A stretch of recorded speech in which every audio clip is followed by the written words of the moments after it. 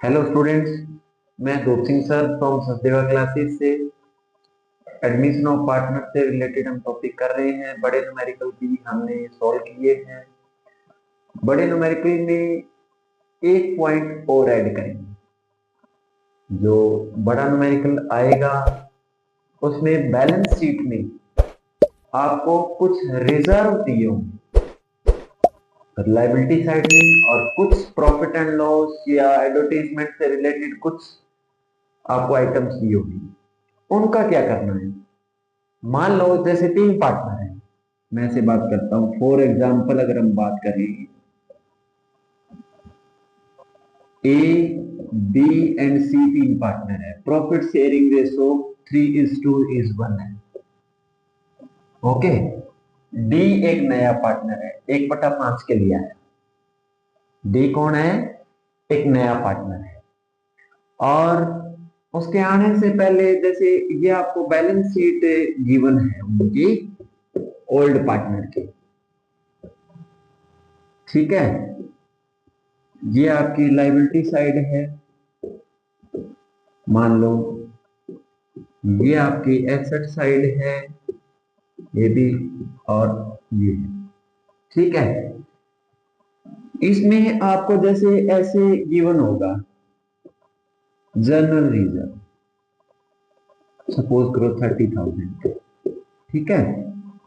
और एक पॉइंट में आपको जैसे ये गिवन है एडवर्टीजमेंट, एडवर्टीजमेंट एक्सपेंडिचर अकाउंट, ठीक है। तो और कितने होंगे?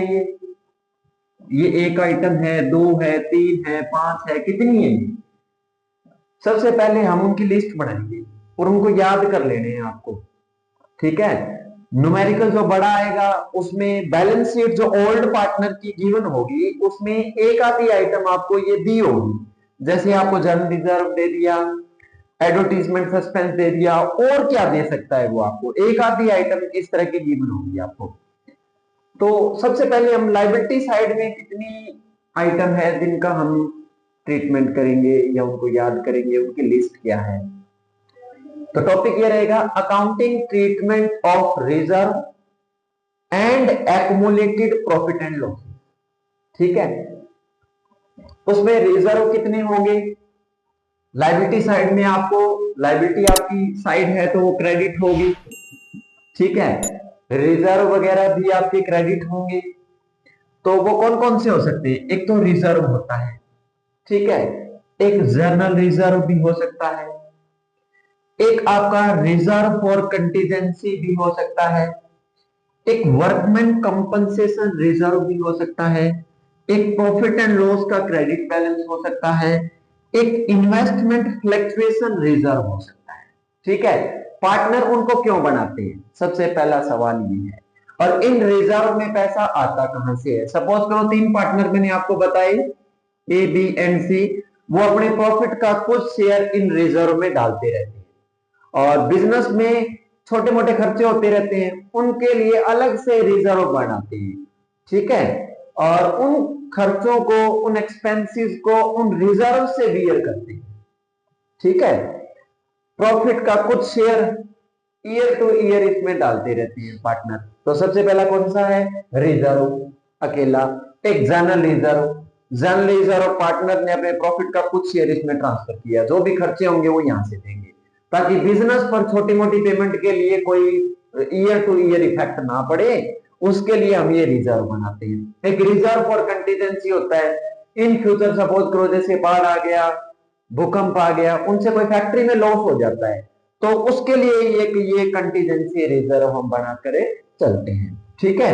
एक है workman compensation reserve. Workman compensation reserve क्या होता है? हमारी फैक्ट्री में बहुत सारे वर्कर काम करते हैं, कोई एक्सीडेंट हो गया, कोई दुर्घटना हो गई, तो उसको क्लेम देने के लिए ये रिजर्व बनाते हैं, ठीक है। एक प्रॉफिट एंड लॉस जो पार्टनर का है लायबिलिटी साइड में, वो भी इसमें हम काउंट करेंगे। और एक है workman compensation fluctuation, workman fluctuation, sorry, investment fluctuation reserve है। इन्वेस्टमेंट फ्लक्चुएशन है रिजर्व। बिजनेस के पास जो कैश में पेमेंट होती है उसको कंपनी या फर्म या पार्टनर की फर्म उसको इन्वेस्ट करती है, तो वो इन्वेस्टमेंट मार्केट के हिसाब से फ्लक्चुएट होती रहती है। मतलब डाउन जाएगी तो लॉस होगा और अप जाएगी तो प्रॉफिट होगा। अगर लॉस हुआ तो उसको कहां से पूरा करेंगे? इन्वेस्टमेंट फ्लक्चुएशन रिजर्व से पूरा करेंगे। अब हम इनको बांट क्यों रहे हैं, उनको डिस्ट्रीब्यूट क्यों कर रहे हैं? क्योंकि अब बिजनेस में कौन आ गया नया पार्टनर? डी। पहले रिजर्व में पैसा किनका था? ए, बी एंड सी का। अब कौन आ गया बिजनेस में? डी। डी के आने से फर्म का हो गया रिकॉन्स्टिट्यूशन। बाद में रिजर्व में पैसा किसका डलेगा? ए का, बी का और सी का और डी का, चारों पार्टनर का डलेगा। तो जो इनके पुराने रिजर्व हैं वो हम इनको राइट ऑफ करेंगे। तो ये रिजर्व जितने भी क्रेडिट हैं उनको हम डेबिट करके ओल्ड पार्टनर उसको डिस्ट्रीब्यूट करेंगे ओल्ड रेशो में। ठीक है, तो रिजर्व जितने भी हैं उनको क्रेडिट कर लेंगे अगर हम उनको राइट ऑफ कर रहे हैं, या यूं कहें भी हम उनको बिजनेस से खत्म कर रहे हैं, बाद में नए रिजर्व बनाएंगे। ठीक है, तो ये आपको याद करने पड़ेंगे। रिजर्व की लिस्ट है, सबसे पहला कौन सा है? Reserve. Second general reserve. Third कौन सा? Reserve for contingency, workman compensation reserve, profit and loss का credit balance, investment fluctuation reserve. ठीक है, इन सब को आप डेबिट कर लीजिए और पार्टनर्स क्या हो जाएंगे? क्रेडिट हो जाएंगे। ओल्ड रेशो में ये डिस्ट्रीब्यूट कर लेंगे, मतलब पुराने रिजर्व पुराने पार्टनर को पुरानी रेशो में मिल जाएंगे और इनकी पोस्टिंग हम जो है वो कैपिटल अकाउंट में करेंगे। ठीक है, ये थे। और एसेट साइड में कौन से रिजर्व आपको मिल सकते हैं? एसेट साइड में कौन कौन सी चीजें आप डिस्ट्रीब्यूट करोगे? तो एसेट साइड में, एसेट साइड है हमारी डेबिट साइड होगी। कौन सी साइड होगी? डेबिट। अगर रिजर्व वगैरह हम राइट ऑफ करेंगे या जो भी है आपकी आइटम उनको हम राइट ऑफ करेंगे तो डेबिट है तो उनको क्या कर देंगे? क्रेडिट कर देंगे। तो पार्टनर्स क्या हो जाएंगे हमारे? डेबिट हो जाएंगे पुराने partner. A capital count, B capital count, C capital count. और इधर आपको 3 आइटम डेबिट साइड में मिलेगी, एसेट साइड में मिलेगी आपको। एक तो प्रॉफिट एंड लॉस का डेबिट बैलेंस मिलेगा, जब हम उनको डिस्ट्रीब्यूट करेंगे तो क्रेडिट करेंगे। ठीक है, ये लॉस है एक तरीके का, पार्टनर के हिस्से में आएगा। एक है advertisement suspense account. Advertisement suspense account भी हो सकता है और एडवर्टीजमेंट एक्सपेंडिचर अकाउंट भी हो सकता है। फर्म ने जो एडवर्टीजमेंट के खर्चे किए बाद में ईयर टू ईयर वो एडजस्ट होंगे, ये भी पार्टनर के हिस्से में ही जाएगा पैसा। और इसी का सेकंड नेम है डेफर्ड रेवेन्यू एक्सपेंडिचर। जो भी ऐसी एसेट जो बाद में चलकर राइट ऑफ होगी तो ये एक तरीके का लॉस है पार्टनर का, तो ये क्रेडिट हो जाएगा। तो डेबिट साइड में 3 आइटम होगी। सबसे पहला profit and loss, second advertisement suspense account, third कौन सा रहेगा? Deferred revenue expenditure. ये डेबिट थे, क्रेडिट हो जाएंगे और ओल्ड रेशो में हम इनको डिस्ट्रीब्यूट करेंगे। और इधर आपकी कितनी आइटम हुई? आपकी 6 आइटम है। ठीक है, 6 इधर है और 3 आइटम ये डेबिट साइड की, मतलब एसेट साइड की है। ये आपको थोड़ी सी रिमेंबर, मतलब याद रखनी पड़ेगी। जब आपका बड़ा न्यूमेरिकल आएगा तो इनमें से या तो एसेट साइड की या लायबिलिटी साइड की एक आधी आइटम दी होगी बैलेंस शीट में, ऑलरेडी गिवन होगी, तो उसका ट्रीटमेंट के बारे में भी कुछ नहीं बोलेगा। तो हम उसका क्या करेंगे? ओल्ड रेशो में डिस्ट्रीब्यूट करेंगे, ओल्ड पार्टनर को दे देंगे। अगर वो रिजर्व है तो क्रेडिट होगा, जब बांटेंगे तो डेबिट हो जाएंगे, पार्टनर क्रेडिट हो जाएंगे। और अगर ये डेबिट साइड की कोई आइटम है, एसेट साइड मींस डेबिट होगा, जब इनको डिस्ट्रीब्यूट करेंगे तो वो क्रेडिट हो जाएगी और पार्टनर डेबिट हो जाएंगे। तो इसका हम ट्रीटमेंट है इस तरीके से करेंगे।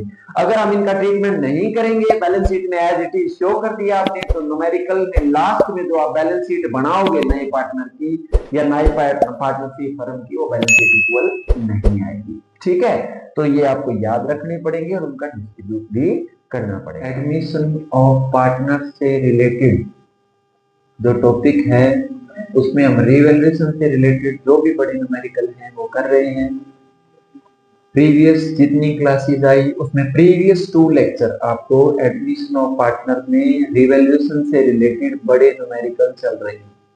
ठीक है, नेक्स्ट क्लास के लिए आपको न्यूमेरिकल जो रहेंगे वो रिवैल्यूएशन से रिलेटेड ही रहेंगे टॉपिक वाइज। पिछले टॉपिक में हमने एक लिस्ट दी थी आपको, भी ये लिस्ट आपको याद कर लेनी है। इस लिस्ट को बड़े न्यूमेरिकल जब आएंगे उसमें हम ट्रीट करेंगे। लिस्ट कौन सी थी?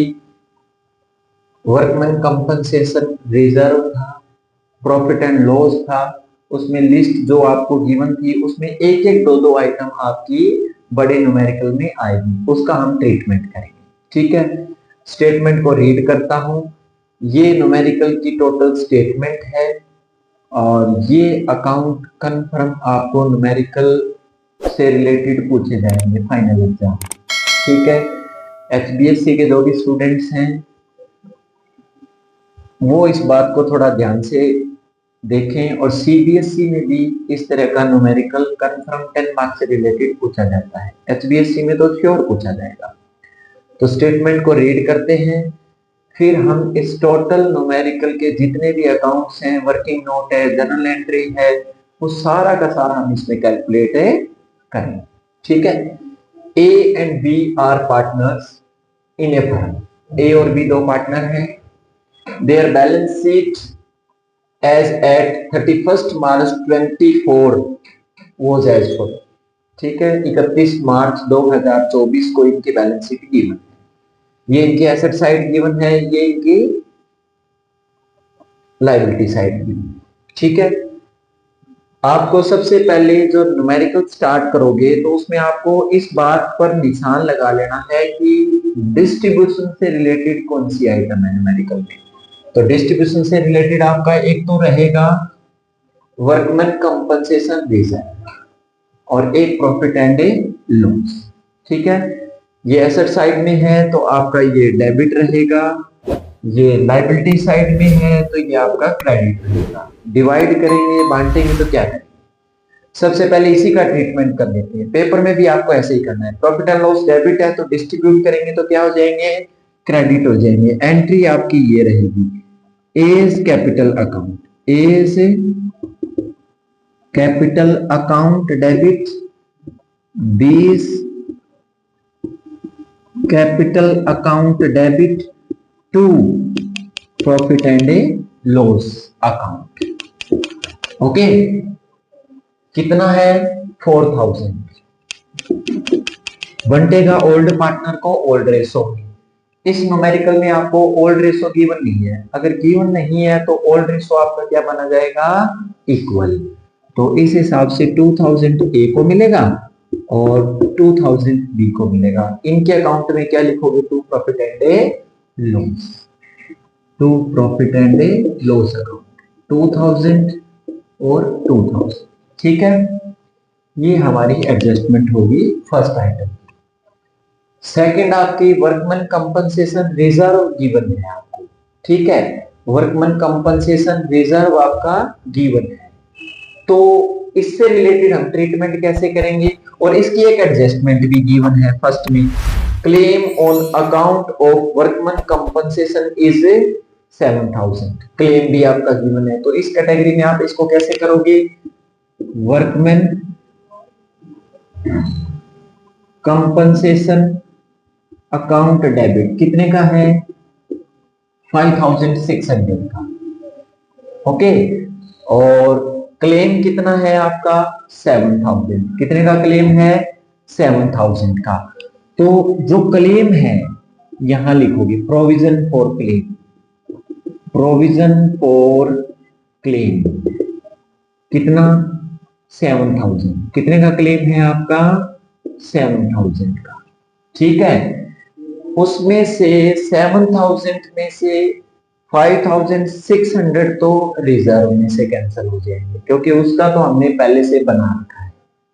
ठीक है, बाकी कितने रहे 1400। 1400 आपको कहां से देना पड़ेगा पैसा, रिवैल्यूएशन अकाउंट से। कहां से देना पड़ेगा आपको, रिवैल्यूएशन अकाउंट से। ठीक है, मींस कहने का मतलब क्या हुआ, इससे रिलेटेड हमारी एडजस्टमेंट नीचे गिवन है।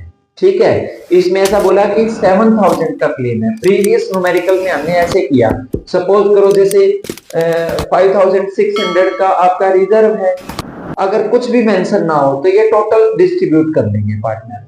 अब इसमें बोला कि क्लेम तो 7000 का है, रिजर्व आपका कम है, क्लेम आपका ज्यादा है, तो पैसा कहां से देंगे, रिवैल्यूएशन से देंगे। कहां से देंगे, रिवैल्यूएशन से। तो ये मेरी लायबिलिटी बढ़ गई आपकी, एक तरीके से लायबिलिटी क्रेडिट होती है तो बढ़ गई, तो क्या लिखोगे, यहां लिखोगे provision for claim, provision for claim. ठीक है, कितने का 1400। ओके, और बैलेंस शीट में आपको वर्कमैन कंपनसेशन कितना लिखना है? अब वर्कमैन कंपनसेशन रिजर्व अकाउंट कितने का क्लेम है आपका? 7000 का। कितने का क्लेम है? 7000 का। तो ये फर्स्ट आइटम होगी आपकी, ये एडजस्टमेंट हमने कर दी है। पेपर में भी आपको ऐसे करना है। सेकंड जो बात रहेगी, आपको ओल्ड पार्टनर के जो कैपिटल के बैलेंस हैं वो आपको कैपिटल काउंट में लिख देने हैं। तो जब कैपिटल का बैलेंस लिखोगे बाय बैलेंस बीडी, कितना है? 50,000 ए का है, 60,000 बी का है। ओके, अब पढ़ो नीचे स्टेटमेंट आपका। ठीक है, स्टेटमेंट में क्या लिखोगे? C was taken into partnership on 1 April 2024 को। सी को एंटर किया बिजनेस में। सी ब्रॉट 40,000 एज कैपिटल, 40,000 रुपए कैपिटल का लेकर आता है। तो एंट्री क्या करोगे? Bank account debit to C's capital, कितने का? 40,000। क्लियर? सी की कैपिटल और मेंशन कर दो। तो सी की कैपिटल यहां लिखोगे तो क्या आ जाएगा? बाय बैंक, कितना? 40,000। ओके, रेड लाइन में लिखा गया है unable to bring any amount for goodwill. Goodwill का पैसा लेकर आने में अनेबल है, मींस गुडविल लेकर नहीं आया।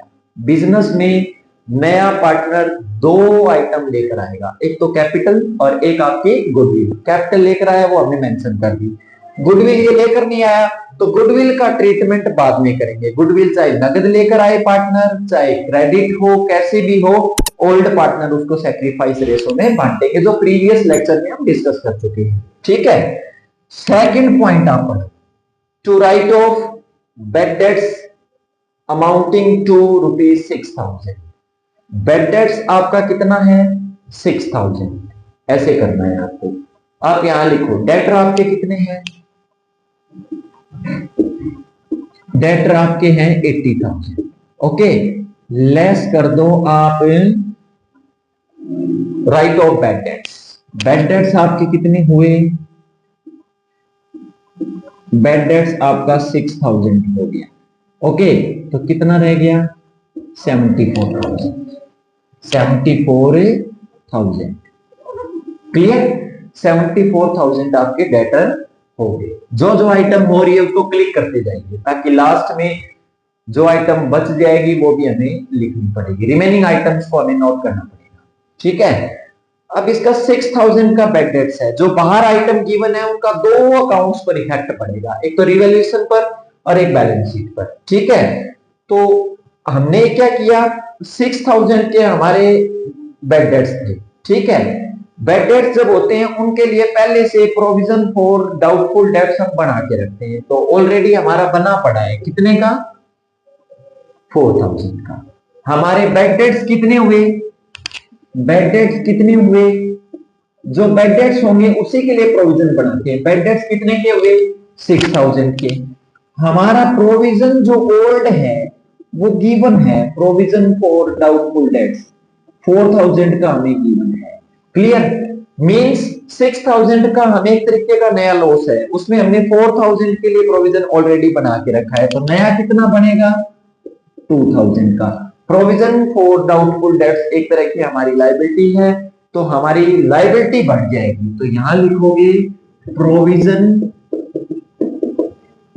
फॉर डाउटफुल डेट्स, कितने? 2,000 हो जाएगा। क्लियर? ठीक है, नेक्स्ट स्टेटमेंट हम इसमें पढ़ेंगे। नेक्स्ट स्टेटमेंट क्या है? इस पॉइंट को ऐसे डील करना है और जो ओल्ड आपके प्रोविजन फॉर डाउटफुल डेट्स हैं 4,000 को राइट ऑफ होगी, मींस वो एडजस्ट हो गया हमारे बैड डेट्स में। ठीक है, creditor are to be paid ₹2,000 more. More means ज्यादा। क्रेडिटर हमें 2,000 ज्यादा पे करने पड़ेंगे। क्रेडिटर हमारे क्या होते हैं? क्रेडिट होते हैं लायबिलिटी में, और वो ज्यादा पे करने पड़ेंगे तो क्रेडिटर इधर आ जाएंगे आपके कितने 2000। ठीक है, क्रेडिटर यहां भी आपको लिखने पड़ेंगे। क्रेडिटर कितने हो जाएंगे? क्रेडिटर ऑलरेडी आपके कितने हैं? 30,000। 30 में आपको 2000 और पे करने पड़ेंगे, तो क्रेडिटर कितना हो जाएगा? 32,000। ठीक है, नेक्स्ट फोर्थ एडजस्टमेंट जो रहेगी, 2000 be provided for an unforeseen liability. Unforeseen liability का मतलब ऐसी लायबिलिटी जो हमने देखी नहीं है, वो लायबिलिटी भी हमें पे करनी पड़ेगी। तो लायबिलिटी बढ़ गई हमारी, तो क्या लिखोगे? अनफोर्सीन लायबिलिटी कितना? 2000। और यहां लिखो अनफोर्सीन लायबिलिटी। ये ओल्ड बैलेंस शीट में नोट नहीं थी, अभी हमें इसको नोट करना पड़ेगा। ओके, ये हमारा पॉइंट हो गया। नेक्स्ट, आउटस्टैंडिंग एक्सपेंसेस, इस आइटम से रिलेटेड बात करना है। Okay, to be brought down. Brought down means down हो गए हमारे, ब्रोट डाउन टू 1200। अब इस बात को थोड़ा ध्यान से समझिएगा, यहां आपको दो बातें गिवन हो सकती हैं, या तो टू मेंशन होगा या बाय। बाय बोले तो मतलब 1200 से डाउन करना है, और टू बोले तो टू में ऐसा करना है, पहले हमारे कितने थे आउटस्टैंडिंग एक्सपेंसेस? 3000, वो डाउन होके कितने हो गए? 1200। क्लियर? कितने डाउन हुए हमारे? 1800 रुपए डाउन हो गए। तो 1800 रुपए की एक तरीके से हमारी लायबिलिटी डाउन होगी। तो लायबिलिटी अगर डाउन होती है तो लायबिलिटी क्रेडिट ही लिखना पड़ेगा उसको, by unforeseen liability. Unforeseen liability या आउटस्टैंडिंग लायबिलिटी। क्या लिखोगे इसको? आउटस्टैंडिंग लायबिलिटी कितनी? आउटस्टैंडिंग लायबिलिटी कितनी है? कितनी डाउन हुई हमारी? 1800। ओके, और नई बैलेंस शीट में आप आउटस्टैंडिंग एक्सपेंसेस कितना लिखोगे? आउटस्टैंडिंग एक्सपेंसेस आपका आ जाएगा 1200। ठीक है, मतलब 3000 ऑलरेडी गिवन थी, वो डाउन होकर कितनी होगी? 1200। नई बैलेंस शीट में कितनी डाउन हुई? 1800। ठीक है, नेक्स्ट पॉइंट जो हमारा रहेगा, goodwill is valued at 1.5 year purchase of average profit of the last 3 year and profit of 3 year amounting to rupees 8,000, 10,000, 18,000। ठीक है, तो इससे रिलेटेड हम गुडविल से रिलेटेड ट्रीटमेंट करेंगे। तो गुडविल में कैसे हम इसको करेंगे? गुडविल से ये हमारा हो गया है, इसको आप क्लियर कर लेना। और बैलेंस शीट में जो टॉपिक होगा वर्किंग नोट में, वो गुडविल से रिलेटेड ट्रीटमेंट हम करेंगे। तो गुडविल कैसे कैलकुलेट करोगे? पहले तो गुडविल का मेथड गिवन है, वो गुडविल कैलकुलेट करो। तो इसमें ऐसे बोला गया है, average profit multiply number of year purchase. Number of year purchase आपको 1.5 गिवन होगा, ये आपको ये क्या होगा? गिवन होगा ऑलरेडी। तो अगर ये गिवन है तो 1.5 इधर आ जाएगा। एवरेज प्रॉफिट आप निकाल लेना, पेपर में भी ये भी गिवन है। 8,000 प्लस 10,000 18,000 हो जाएगा। 18 प्लस 18 आपका आ जाएगा 36,000 टोटल 3 ईयर का, और डिवाइड बाय 3 ईयर करना है। 4 ईयर का होगा तो 4 से डिवाइड करना है। तो ये आपका आ गया 12,000 एवरेज प्रॉफिट। ये 12,000 यहां आ जाएगा आपका। इसका आप हाफ करोगे तो ये आ जाएगा आपका 18,000 पूरी फर्म की गुडविल आती है। क्लियर? अब इसमें फर्स्ट पॉइंट में गिवन था, C is unable to bring any amount for goodwill. Goodwill का पैसा लेकर आने में सी अनेबल है, तो सी का शेयर निकाल लेते हैं आप। कितना है? 18,000 टोटल गिवन है। सी का शेयर कितना है? 1/6 के लिए सी ने एंटर किया। कितने के लिए एंटर किया? 1/6 के लिए। तो कितनी गुडविल बनती है? 3000। ठीक है, और ये गुडविल किस रेशो में मिलेगी? ए एंड बी को सैक्रिफाइस रेशो में। सैक्रिफाइस रेशो भी ऐसे निकाल लेना, ए सैक्रिफाइस और गेन। ओल्ड रेशो कितना है? 1/2। न्यू रेशो कितना है? 3/6। तो 6 एलसीएम आ गया, 3 माइनस 3, इसका तो जीरो ही आ जाएगा आपका। और बी का कैसे निकालोगे? 1/2 ओल्ड है, 2/6 जो है वो न्यू है, तो 6 आपका एलसीएम आ जाएगा। ये 3 माइनस 2 यानी 1/6। तो सेक्रीफाइस किसने किया? ओनली सी ने किया है, ओ सॉरी बी ने किया, सी नया पार्टनर है। तो जो सी गुडविल लेकर आया है वो किसको मिलेगी? Only B. ठीक है, क्योंकि बी ने सेक्रीफाइस किया, तो एंट्री आपकी ये हो जाएगी। उधार है तो C is current account debit to B is capital. कितनी? 3000।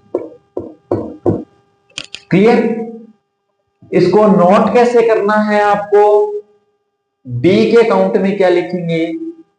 Bye C's current, by C's current. B के अकाउंट में कितना? 3000। और इसको कहां लिखोगे? बैलेंस शीट की एसेट साइड में। बैलेंस शीट की एसेट साइड। क्यों? क्योंकि ये एक तरीके की एक्यूट गुडविल है। कौन सी गुडविल है? Acute, which is earn but not received.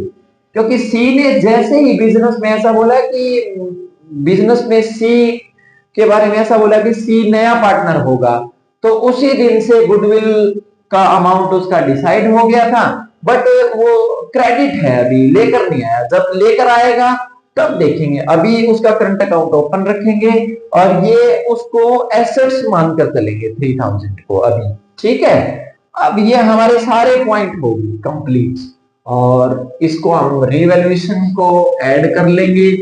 Revaluation को ऐड करने के बाद जो हमारा ट्रीटमेंट होगा वो आगे हम इसको डिस्कस करेंगे। ठीक है, तो अब इसको ऐड करेंगे, ऐड करने के बाद इसमें देखेंगे। ओके, अकाउंट्स में हम रिवैल्यूएशन को ऐड कर लेंगे। रिवैल्यूएशन का हमारा टोटल जो इस साइड का ज्यादा है, ये आपका एडिशन इधर हो जाएगा, इसमें से आप ये माइनस करो तो आपका एक तरीके से बाय लॉस आ गया। कितना? 5600 ए को मिलेगा एज कैपिटल। कितना? इक्वल रेशो है आपका, तो कितना आ जाएगा? 2800। बी को भी इतना ही मिलेगा, तो इसका भी कितना आ जाएगा? 2800। आपको रेशो गिवन नहीं है तो रेशो आप क्या लेकर चलोगे? इक्वल। और 5600 आपका टोटल लॉस है, इसको इक्वल रेशो में डिवाइड करोगे तो ये आ जाएगा। इधर ये बाय है तो इधर आपका क्या हो जाएगा? To revaluation. क्लियर? ये आ जाएगा, ये इधर आ जाएगा। ओके, इसको आप ऐड कर लेना। ठीक है, ये आप ऐसे ऐड कर लेना। ठीक है, इसका आपका टोटल 50,000, ये 63,000, ये आपका 40,000 आ जाएगा। ओके, ये आपका 40,000 इस साइड आ जाएगा, ये 63,000 आ जाएगा, ये 50,000 आ जाएगा। ओके, इसमें आप निकालोगे तो बैलेंस शीट जो आपका है आंसर, वो 50,000 में से आप ये माइनस कर ले।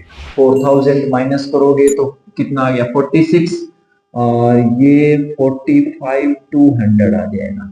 इसमें से आप ये 4,000 माइनस करोगे तो ये 59,200 आ जाएगा, और ये आपका 40,000 दिया है। ओके, तो ये आपका इसमें न्यूमेरिकल रहेगा। ओके, ठीक है, इसमें से हल्का सा आप ये माइनस करके चेक कर लेना।